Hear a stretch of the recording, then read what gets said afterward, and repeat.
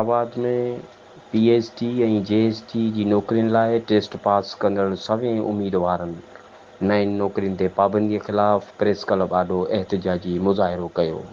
एहतिजाजी मुज़ाहिरो कंदड़ उम्मीदवारनि सेक्रेटरी तालीम ग़ुलाम अकबर लिगारीअ ख़िलाफ़ चिटी नारेबाज़ी कई।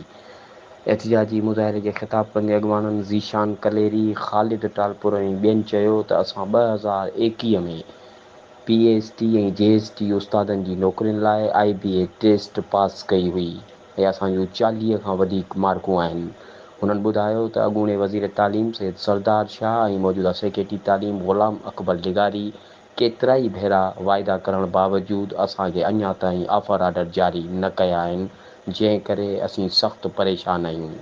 अॻवाननि जो वधीक चवणु हो त मौजूदा निगरान सरकार पारां इलेक्शन कमीशन ज़रिए नईं भर्तियुनि ते पाबंदी लागू कई वई आहे, जंहिं में आईबीए टेस्ट पास कंदड़ उम्मीदवारनि खे पिणु शामिलु कयो वियो आहे, जेका वॾी नाइंसाफ़ी आहे। हुननि जो वधीक चवणु हो त सेक्रेटरी तालीम ग़ुलाम अकबर लिगारी करप्ट कामोरो आहे ऐं सक़ाफ़त खाते ऐं तालीम खाते खे तबाह करण खां पोइ हाणे हू निगरान सरकार खे बेवकूफ़ बणाए आईबीए टेस्ट ज़रिए उस्तादनि जी नौकरियूं विकिरो करणु चाहे थो, जंहिंखे कंहिं बि सूरत में क़बूल न कयो वेंदो।